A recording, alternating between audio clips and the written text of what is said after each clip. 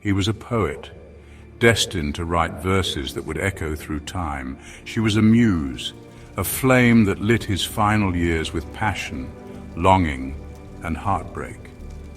This is the story of John Keats and Fanny Brawne, a love immortalized not in happy endings, but in letters, poetry, and quiet devotion. Welcome to Legends of Love. If you're someone who believes that true love doesn't always need a happy ending to be legendary, you're in the right place. The year was 1818. John Keats, just 22, was living in Wentworth Place, Hampstead, a modest, semi-detached house in London. He had already published his poetry, but fame and fortune still eluded him. That summer, after the death of his beloved brother Tom from tuberculosis, Keats was grieving and restless. It was during this emotional time that he met Fanny Brawne, the spirited young woman who had just moved next door with her widowed mother and siblings. Keats first saw Fanny in November of that year. She was stylish, confident, and witty, everything that contrasted with Keats's own reserved, brooding nature. At first, he was skeptical of her. In fact, he described her as ignorant and vain in a letter, though many believe this was more a shield for his growing attraction. They became neighbors, then friends, and slowly something deeper began to bloom. Despite their differences, Keats and Fanny found themselves drawn to each other. By the summer of 1819, just months after first becoming acquainted, they had fallen in love. It was a passionate, intense love, but also a complicated one. Keats was poor. His career as a poet wasn't bringing in money, and he was acutely aware of it. He once wrote, "My love has made me selfish. I cannot exist without you. I am forgetful of everything but seeing you again." Still, in October 1819, Keats secretly got engaged to Fanny. They didn't tell many people. Perhaps it was because of Keats's declining health. Or perhaps he feared he could never provide a secure future. But for Fanny, the engagement was real, and so was the depth of her feeling. She wore his ring, she kept his letters. Early in 1820, Keats began coughing up blood.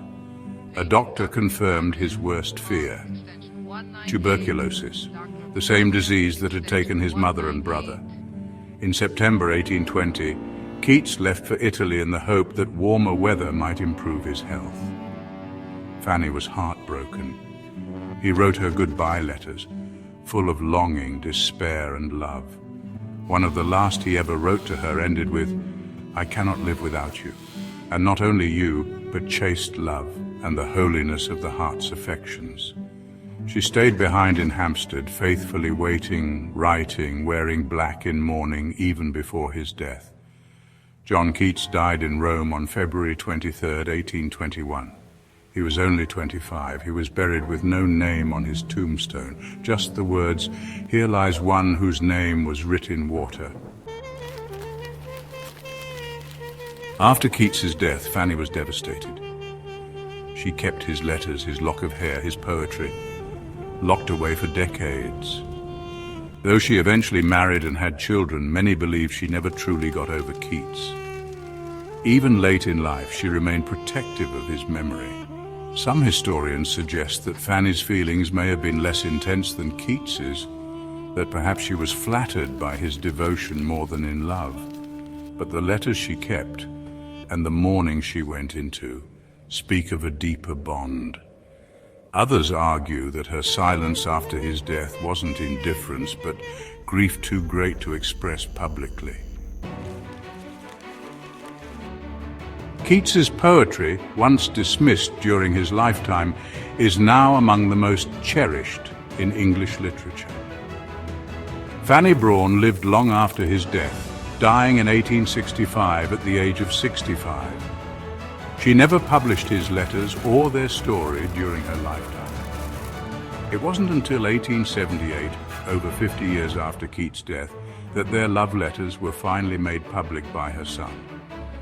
They revealed a side of Keats that the world had never seen, Not just a genius poet, but a man deeply, tragically, passionately in love. Their story reminds us love doesn't always need a wedding, a home, or even a lifetime. Sometimes all it needs is words, written in ink, sealed with longing and carried across time. To this day, readers are moved by Keats's letters to Fanny and wonder what might have been if only time and fate had been kinder. If this story touched you, if it made you believe, even for a moment, in the beauty of timeless love, then don't forget to subscribe to Legends of Love. Every week we bring you the world's most powerful love stories, real, raw, and unforgettable. Until next time, may your heart be full and your love legendary.